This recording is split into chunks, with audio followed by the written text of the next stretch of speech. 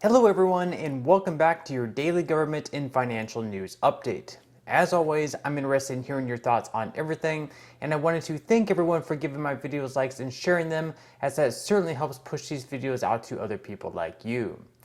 Okay, so President Biden is expected to announce at some point today the cancellation of up to $10,000 of student loan debt for people earning up to $125,000 per year.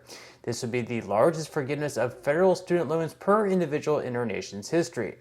Additionally, Biden is expected to extend the date in which those with student loans need to start making payments once again, something that has been delayed since March of 2020. These are probably going to be extended until December of this year.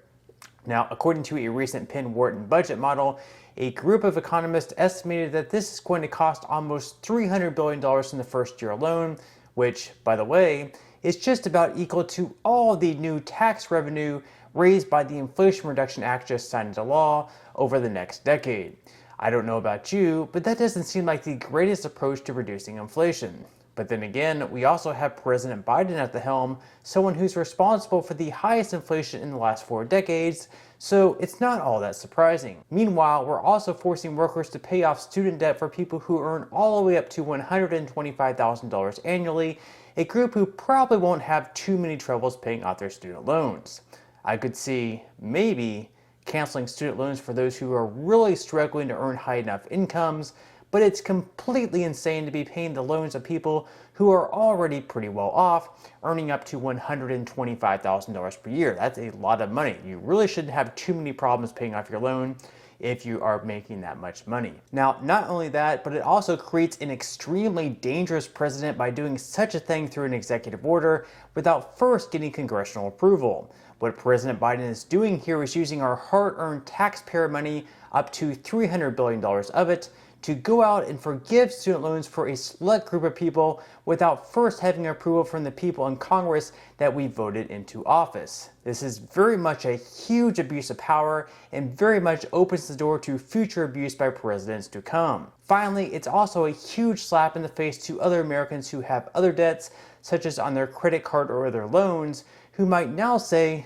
well, if you're going to cancel up to $10,000 worth of student loans, why can't you also cancel the debt on my credit cards as well? It's just a completely insane policy, especially giving handouts like this to Americans with graduate degrees who will likely have a lot more opportunities in life than those without a college degree.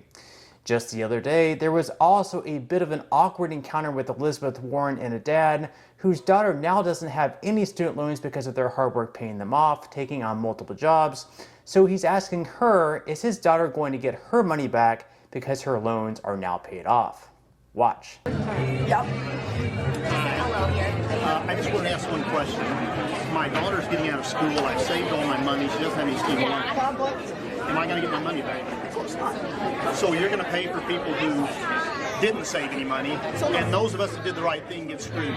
No, it's not anybody got screwed. When we started, Of course we did. My buddy had fun, bought a car, went on vacations. I saved my money. He made more than I did. But I worked a double shift, worked extra. My daughter works, she was 10. So you're laughing. Yeah, that's exactly what you're doing. We did the right thing, and we get screwed. I appreciate it. That's all right. Go right ahead. So we really have an awkward situation where a lot of these students are taking on jobs while going to college. So they're taking classes and also working at the same time. That way they don't have as high of loans, or maybe they don't have any loans at all. And then we have people who are graduating and immediately working, and they're pretty much taking all the money they're making at their job and they're throwing it at their student loans so they have it paid off. They're being the responsible ones, where we have other people who are maybe making money at their jobs, but they're going on vacations. Maybe they're always buying the newest iPhone. Maybe they're always buying something new, and they're not being as responsible as the person who is taking all this money and paying off their student loans. So now the people that don't have student loans at all, they're not going to be receiving any help. They're not going to be receiving the $10,000. Whereas the people who maybe weren't as responsible, not saying that everyone who has student loans is irresponsible, because some people maybe they're just not able to find a job right now. But the people who work the hardest and don't have student loans now, they're not going to be receiving any of this relief. So I can definitely understand the frustration of this dad, and I can definitely understand any frustration of people who paid off their student loans who aren't going to be receiving any of this help, and now they're going to be funding the $300 billion going to pay off all this student debt. But in the end, it is likely that this will get struck down by the Supreme Court. And if it does, let me tell you, it's going to be just a little bit awkward if President Biden has to go from telling Americans that they no longer have to pay $2,000 to their student loans to, well, actually, now you do. But I am curious what all of you guys think. Do you believe that President Biden wiping out $10,000 of student loan debt for those earning up to $125,000 per year is a good thing, and why or why not? Okay, now moving into some news regarding stimulus checks. Over in Rhode Island, the mayor announced their $500 monthly payments would be extended for 6 more months for 110 residents in Providence eligible to receive them. To be eligible for these payments, applicants needed to make no more than 200% of the federal poverty level. Now, other than those payments, there are also 4 other states offering direct payments worth up to $1,200 before the end of this year. This includes first over in Hawaii, who's giving taxpayers with incomes below $100,000 per year $300, and those earning above $100,000 but less than $200,000 a $100 payment. Then, also in Rhode Island, households earning less than $100,000 as a single filer or $200,000 filing jointly will be able to claim $250 per child dependent, up to 3 children, so $750 in total. And if you file by August 31st, you should begin receiving rebates in October. Furthermore, in Connecticut, they're also sending out child tax credits of $250 per child, and just like in Rhode Island, this is also up to 3 children, so $750 in total.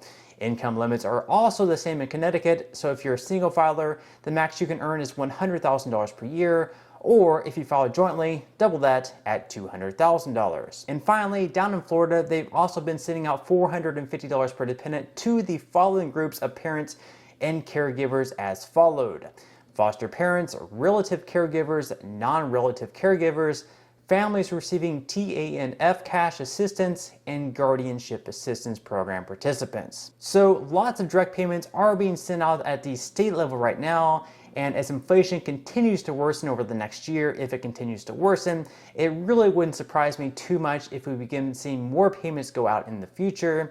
Now, as far as a 4th stimulus check at the federal level goes, considering that President Biden has been so generous with those taking out student loans, we'll just have to wait and see what other things he looks to bribe voters with as far as loan relief or other payments go. Okay, so now moving into some money news, where the stock market was once again in the red on Tuesday, with the S&P 500 down by 0.22%, the Nasdaq also just barely in the red, and the Dow Jones down by 0.47%. This was the 3rd straight day the S&P 500 fell into the red after 4 straight weeks of being in the green. So far, futures aren't looking too much better, pretty flat all in all, with Dow futures up by just 0.03%, S&P 500 futures in the green by 0.12%, and Nasdaq futures up by 0.14%. Over the last day, Bitcoin has also been almost completely flat, down by just 43 cents. So with a slight pullback in the market, right now you can actually get in at some better prices than before, just slightly though. So with that said, it definitely wouldn't be a bad time to start investing, or if you've already started investing, to continue dollar cost averaging in. So if you would like to receive 6 free stocks and $5 worth of Bitcoin, in the comment section below, I will leave a link where you can receive just that from my partner in Webull. And even if you don't feel like investing at this time for whatever reason, once you receive the free stocks, you can always sell them for what they're worth and transfer that money right back to your bank account. Now, in total, you should be receiving a value of right around $50 or more. Some people have actually received over $3,000 in the past from receiving free stocks such as Tesla or those higher paying stocks.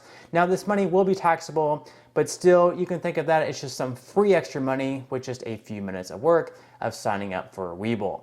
But on that note, I'm going to go ahead and wrap up this video, and if you enjoyed the content in today's video and you would like to see more like it, I would definitely appreciate if you would give this video a like and share it, subscribe to my channel, and also make sure to ring the notification bell. That way you won't be missing any of my future videos. And until next time, I hope you have a wonderful rest of your day, and I'll see you in the next video.